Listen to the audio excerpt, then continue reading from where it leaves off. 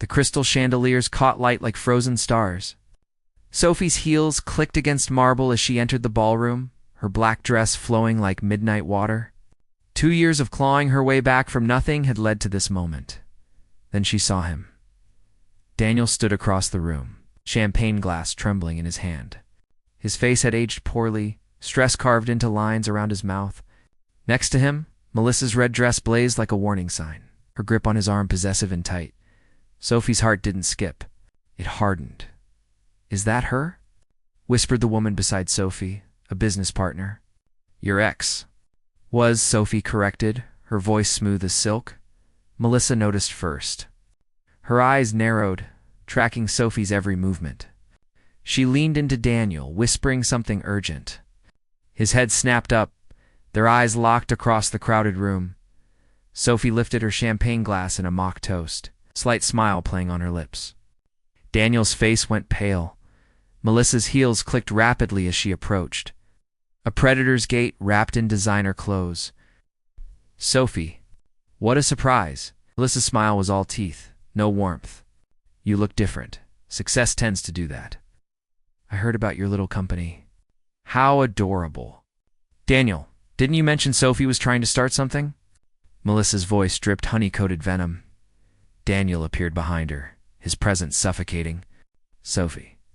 The sound of her name in his mouth, after 2 years, felt like broken glass. Sophie's fingers tightened imperceptibly around her glass. "Hey, we should talk," Daniel said quietly. His eyes held something desperate, something broken. "Please." Melissa's smile froze. "Darling, we have guests to greet. 5 minutes?" "That's all I'm asking." Sophie looked between them, saw the crack in their perfect facade. Melissa's jaw clenched. Daniel's hand shook. "The balcony," Sophie said coolly. 5 minutes. Then you're out of my life forever." She turned, leaving them in her wake, the room watching, whispering. On the balcony, city lights stretched like scattered diamonds. Sophie breathed in the cold night air, steadying herself for whatever came next. Footsteps approached. But when she turned, it wasn't Daniel standing in the doorway. It was a man she'd never seen before, tall and striking, with eyes that held their own storms. His suit was expensive, but worn with careless elegance. "Wrong balcony?" he asked, his voice low and rough. "I'm waiting for someone." "So am I." He stepped closer, studying her face in the dim light. "But something tells me we're both waiting for people who don't deserve us." Sophie's breath caught. Something in his words felt too knowing, too raw. "Who are you?" He smiled, but it didn't reach his eyes. "Someone who knows Daniel better than anyone. Someone who knows exactly what he did to you." The door behind them burst open. Daniel stumbled out, breathless, his eyes wild when he saw them together. "Marcus," Daniel breathed, his face going white. "What are you doing here?" The stranger, Marcus, turned slowly. His smile was dangerous. "I came to watch you burn, brother." Sophie's mind reeled. "Brother?" Marcus leaned against the balcony railing, his posture casual, but his eyes sharp as blades. "Half-brother, technically. The one Daniel pretends doesn't exist." Daniel's jaw clenched. "Marcus, leave. This doesn't concern you, doesn't it?" Marcus's laugh was bitter. "You steal my business proposal, you take credit for my work, and then you destroy this woman's life by cheating on her. I'd say it concerns me very much." "What are you talking about?" "Tell her, Daniel." Marcus stepped forward. "Tell her how that company you built, the one that made you millions, was my idea. My blood. My 3 years of research that you handed to the board under your name." Ow. Daniel's face twisted. "That's not how it happened." "No." "Then how did it happen?" Silence hung thick and suffocating. Sophie looked between them, pieces clicking into place. "This is why you pushed for the divorce so quickly. You needed to hide assets. You knew Marcus was coming for what you stole." Daniel's eyes widened. "Sophie, I never meant to hurt you, but you did." Her voice was steel wrapped in ice. "You threw me away like garbage to protect yourself." Marcus turned to her, something dangerous flickering in his gaze. "I've been building a case against him for months. but I need something he can't fabricate his way out of. I need the truth about his financial fraud, and I think you might know where to find it. I don't know anything about his business, don't you? Marcus pulled out his phone, showed her a photo. Financial documents, timestamps, email headers. These were sent from your home computer. Your IP address. Daniel used your accounts to hide his tracks. Sophie's blood ran cold. He framed me. If this goes to court, you're implicated too. Unless we work together. Daniel stepped between them, his face desperate. Sophie, please, don't listen to him. He's poison. He'll use you and throw you away just like you did. Sophie's voice cracked, raw emotion bleeding through her armor. At least he's honest about his intentions. I loved you, Daniel whispered. You loved yourself. Sophie's hands trembled. That's all you've ever loved. The door opened again. Melissa stood there, her face a mask of barely controlled rage. Oh, Daniel. We're leaving now, Melissa. Wait now. Her voice could cut glass. Marcus watched them leave, then turned to Sophie. His expression softened, just slightly. I know this is a lot, but I meant what I said. We can help each other. Why should I trust you? Because unlike my brother, I don't lie about what I want. He handed her a card. Think about it. If you decide you want justice, call me. Sophie took the card, her fingers brushing his. An electric current passed between them, unexpected and unwelcome. What do you want from him? She asked. Really? Marcus's eyes darkened. I want him to lose everything that matters. His reputation, his fortune, his perfect little life. He paused. And I think you want the same thing. Sophie should have said no, should have walked away. But the anger burning in her chest, the betrayal that still tasted like acid, made her reckless. What's your plan? Marcus smiled, and it was beautiful and terrible. Come to my office tomorrow. 9 a.m. I'll show you exactly who Daniel really is. And then we'll decide how to make him pay. He left her alone on the balcony, the city lights blurring as her mind raced. Sophie looked at the card in her hand. Marcus Reed, CEO. An address in the financial district. Her phone buzzed. A text from an unknown number. Don't trust Marcus. He's more dangerous than you know. We need to talk. Please. D. Sophie deleted the message, slipped the card into her purse. Whatever came next. She was done being a victim. But as she walked back into the gala, she caught her reflection in the glass doors. For just a moment, she didn't recognize the woman staring back. Cold, calculating, hungry for revenge, and it thrilled her. Marcus's office was glass and steel, fortress 40 floors above the city. Sophie arrived at 9 sharp, her armor of confidence firmly in place. He stood at the window, suit jacket discarded, sleeves rolled up. When he turned, his eyes held shadows she recognized. Betrayal left marks you couldn't hide. You came. Show me what you have. No pleasantries. No games. Marcus respected that. He gestured to the conference table where files lay spread like evidence at a crime scene. Daniel didn't just steal my work. He's been running a shell company, funneling investor money into offshore accounts. 50 million, maybe more. Marcus's jaw tightened. He's built his empire on lies and theft. Sophie picked up a document, her hands steady, despite the rage building inside her. And you want to expose him. I want to destroy him. Marcus's voice was cold. But I can't do it alone. The trail leads back to your shared accounts, your home, your signatures on documents you never signed. Sophie's breath caught. He forged my name? Dozens of times. If this breaks publicly, you're going down with him. Unless we control the narrative. She looked up, meeting his gaze. What do you need from me? Access. You still have keys to properties you own together. His lake house, the storage unit. Places he thinks are safe. Somewhere in those places is the original documentation.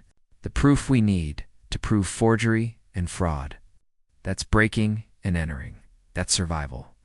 Marcus moved closer, his presence overwhelming. He made you collateral damage, Sophie. Don't you want to fight back? She should have been afraid. Should have walked away. But anger was a living thing inside her now, burning away caution. What happens when we take him down? He loses everything. His company, his freedom, his precious Melissa. Marcus paused. And we split what's left of his assets. You get what you're owed. I get vindication. Sophie studied him, this dangerous stranger who looked at her like she was a weapon he'd just discovered. And what do you get out of me, really? Something flickered in Marcus's eyes. He stepped closer, close enough that she could smell his cologne, feel his heat. Maybe I like the idea of working with someone who understands what it feels like to be thrown away by someone you trusted. The moment stretched taut between them. Sophie's phone buzzed. She glanced down. Daniel's name flashed on the screen again and again. She declined the call. He's been texting me all night, she admitted, begging to explain. He's scared. He knows you could ruin him. Good. Sophie's voice was hard. When do we start? Marcus pulled out a key. Tonight. The lake house. Melissa took him to some charity dinner in the Hamptons. We have a 4-hour window. Sophie took the key, their fingers touching. Neither pulled away. Why are you really doing this? She asked softly. It's not just about the money. Marcus's expression cracked just for a second. He took everything from me. My work, my father's approval, my place in the family, and then he smiled at me at Christmas dinner like nothing happened. His voice dropped to something raw. I want him to know what it feels like to lose everything that matters. Sophie understood that hunger, that need for justice that tasted like revenge. Tonight, then. They drove in Marcus's car, silence heavy with anticipation. The lake house appeared through the trees, dark and abandoned. Rain started falling as they approached, nature's percussion against the roof. Inside, everything was pristine, perfect, a shrine to Daniel's carefully constructed life. You searched the study. I'll take the bedroom, Marcus directed. Sophie climbed the stairs, each step a memory. She'd loved this house once, had imagined children running through these halls. The bedroom was untouched, and there in the closet behind winter coats, she found it. A safe she'd never known existed. Marcus. She called. He appeared in the doorway breathless. What is it? Safe. Do you know the combination? Marcus knelt beside her, fingers flying over the keypad. Click. The safe opened. Inside, passports, cash, and a leather folder thick with documents. Sophie pulled it out, hands shaking as she opened it. Bank statements, wire transfers, and photos. Photos of Daniel with Melissa, time-stamped 2 years before he'd asked for the divorce. He was planning this, Sophie whispered, for years. This wasn't spontaneous. He orchestrated everything. Marcus's hand covered hers, grounding her. Sophie. She looked up, tears burning her eyes. I was so stupid. You were human. You trusted someone you loved? That's not stupid. That's brave. Their faces were inches apart. Sophie's breath caught. In that moment, surrounded by evidence of Daniel's betrayal, she felt something shift, something dangerous and intoxicating. Marcus's thumb brushed her cheek, wiping away a tear. We should go, he whispered, but neither moved. The front door slammed downstairs. Sophie. Daniel's voice echoed through the house. I know you're here. Your car's outside? Marcus swore softly. They were trapped. The window, Marcus whispered, grabbing the folder, but Sophie stood frozen. No more running. Sophie, he can't know we have these, and he shouldn't have left them where I could find them. She walked to the bedroom door. Documents clutched in her hands. Marcus grabbed her arm. Wait, think about this. I've thought about nothing else for 2 years. Sophie pulled free and descended the stairs. Daniel stood in the foyer, rain-soaked and desperate. His eyes went wide when he saw her, then narrowed when Marcus appeared behind her. Of course. You're working together. Daniel's laugh was hollow. How long did it take, Marcus? 5 minutes to poison her against me? I didn't need to poison anything, Sophie said coldly. You did that yourself. She threw the folder at his feet. Documents scattered across the hardwood. Daniel's face went white. Where did you find that? In the safe you never told your wife about. The one filled with proof of your affair, your fraud, your carefully planned destruction of our marriage. You don't understand? I can explain. 2 years before the divorce, Daniel. 2 years you were planning to leave me while you held me at night and promised forever? Sophie's voice cracked, but she held firm. Did you ever love me? Or was I always just a convenient cover while you built your empire on stolen ground? Daniel's eyes glistened. I did love you, Sophie, I swear. But the pressure, the business, everything got complicated, and Melissa understood that world in ways you never don't. Marcus's voice was lethal. Don't you dare blame her for your choices. Daniel turned to his brother, rage replacing desperation. This is what you wanted, isn't it? To take everything from me? You couldn't beat me legitimately, so you seduced my ex-wife. I'm not your wife. Sophie's voice cut through the air. I haven't been for 2 years. You made sure of that. I made a mistake. People make mistakes. Daniel stepped toward her, hands raised in supplication. But we can fix this. We can work this out. I'll make it right, I swear. Just give me those documents, and we'll forget this happened. Sophie laughed, the sound brittle and sharp. Forget? You want me to forget how you used me, framed me, made me complicit in your crimes? I never meant to implicate you, but you did. And you know what? I'm done protecting you. Daniel's expression changed. The desperation fell away, replaced by something colder. You're making a mistake. A big one. Those documents implicate you too. Your signatures are on half those transfers. Forged signatures. Prove it. Daniel's smile was cruel. You think Marcus here is your white knight? He's using you to get to me. The second he has what he needs, you're disposable. Just like you were to me. The words hit like a physical blow. Sophie's eyes flickered to Marcus, seeing him for the first time with clarity. The way he'd appeared so conveniently at the gala. The perfectly timed information. The seductive promise of revenge. Marcus. Her voice was small. Marcus's jaw clenched. Don't listen to him. Then tell me the truth. Sophie turned to face him fully. Did you know about the gala? Did you plan to meet me there? Silence, Marcus, she pressed. Answer me. I knew you'd be there, he admitted quietly. I researched you. I knew what Daniel did to you, and I thought we could help each other. Sophie's heart sank. So Daniel's right. You're using me. I like that. Sophie, what started as strategy became something else? You have to believe me. Why should I believe anyone?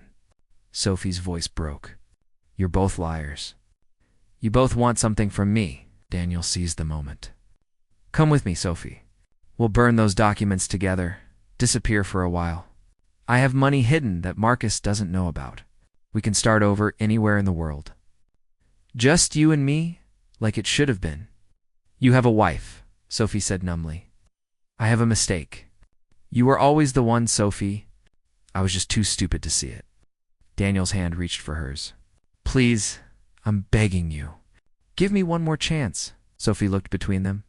Daniel, her past, the man who destroyed her. Marcus, her present, the man who might be using her. Neither was innocent. Neither deserved her trust, but she needed to survive this, she whispered. Marcus's face fell. Sophie, no. You can't trust him, and I can trust you. Sophie's eyes were hard. Give me one reason to believe you care about anything other than revenge. Marcus stepped closer, his voice urgent. Because I'm falling for you. These past 2 days, seeing your strength, your fire. Sophie, I started this wanting to hurt Daniel, but now I just want to protect you. Pretty words. True words. Marcus's hand cupped her face. Don't go with him, please. Sophie pulled away, turning to Daniel. Let's go. Daniel's smile was triumphant. He grabbed the documents from the floor, reaching for Sophie's hand. She took it. Marcus stood frozen as they walked toward the door. Marcus. Sophie called back. He turned, hope flickering in his eyes. Sophie pulled her phone from her pocket, held it up. The recording light blinked red. Every word. Every confession. Already sent to my lawyer with instructions to release it if anything happens to me. Daniel's hand crushed hers. What did you do? Sophie smiled, cold and victorious. I protected myself, because I learned something from both of you. She pulled her hand free. Trust no one. She walked to the door, leaving both brothers staring after her. But as she reached for the handle, it burst open. Melissa stood there, rain-drenched and holding a gun. Time crystallized. The gun in Melissa's shaking hand looked surreal, impossible. Nobody moves. Melissa's voice cracked. Her perfect hair hung in wet strands, mascara bleeding down her cheeks. Nobody leaves. Melissa put the gun down. Daniel's voice held a tremor Sophie had never heard before. Fear. Shut up. Melissa swung the weapon toward him. You think I don't know? You think I'm stupid? I heard everything. Every pathetic word. Sophie's heart hammered. Melissa, whatever this is. Melissa's laugh was unhinged. This is my life falling apart. This is 3 years of playing the perfect wife to a man who never stopped loving someone else. That's not true, Daniel said weakly. Isn't it?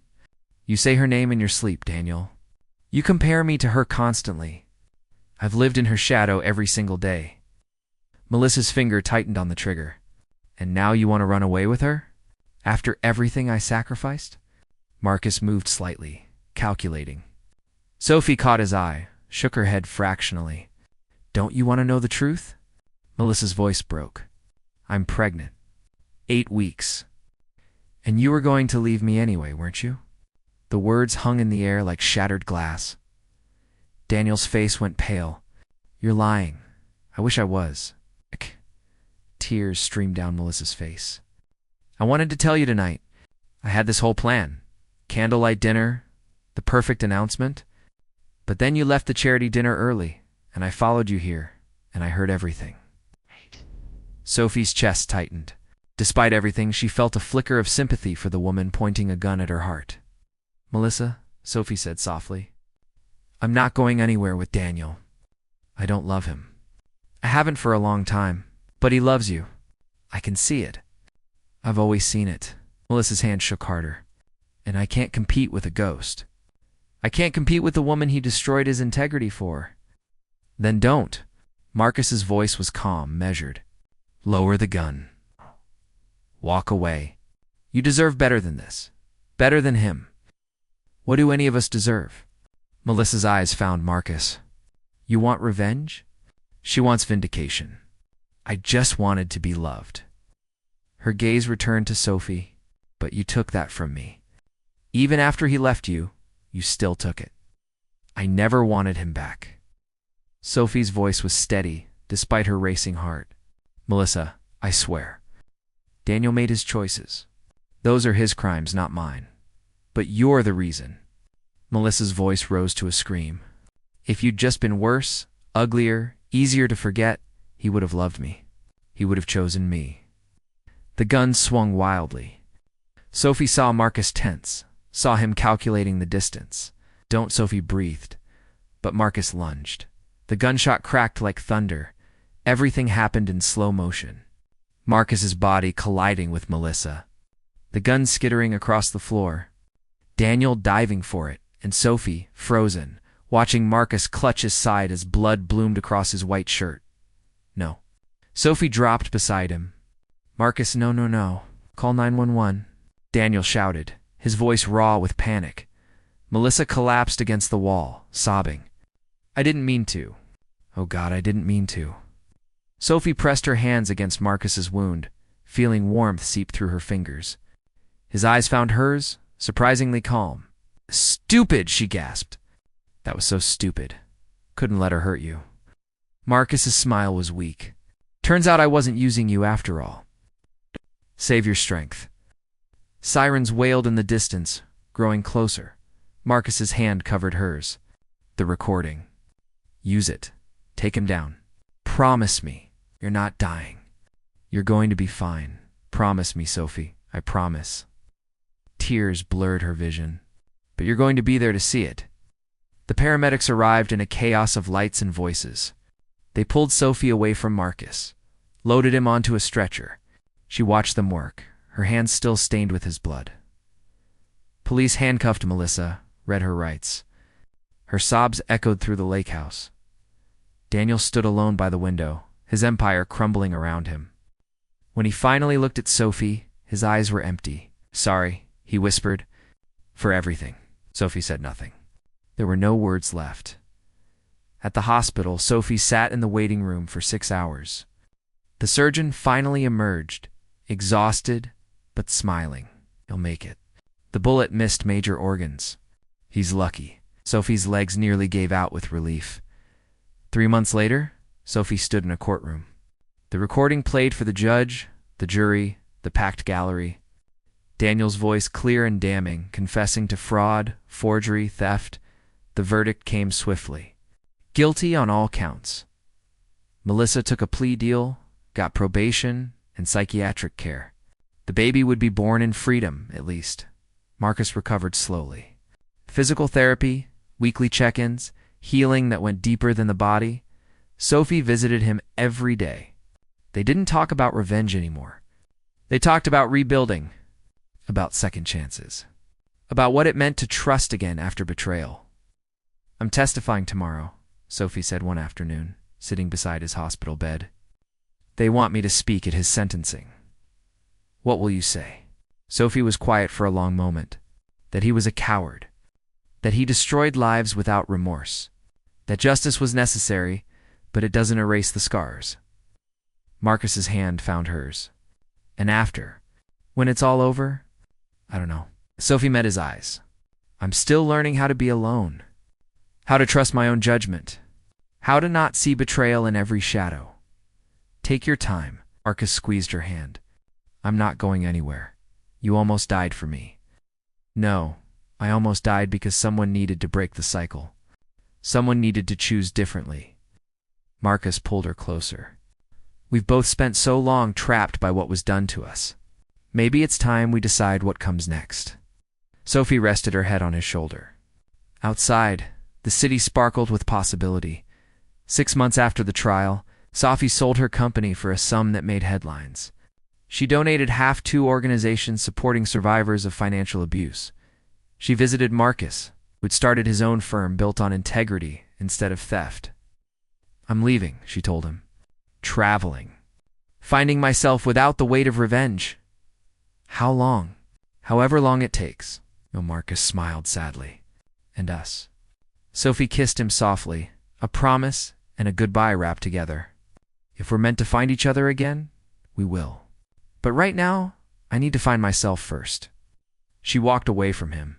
From the city, from the ghosts of who she'd been a year later. Sophie stood on a beach in Thailand, watching the sunset paint the sky in impossible colors. Her phone buzzed. A text from Marcus. "I'm proud of you. However long it takes, I'll be here."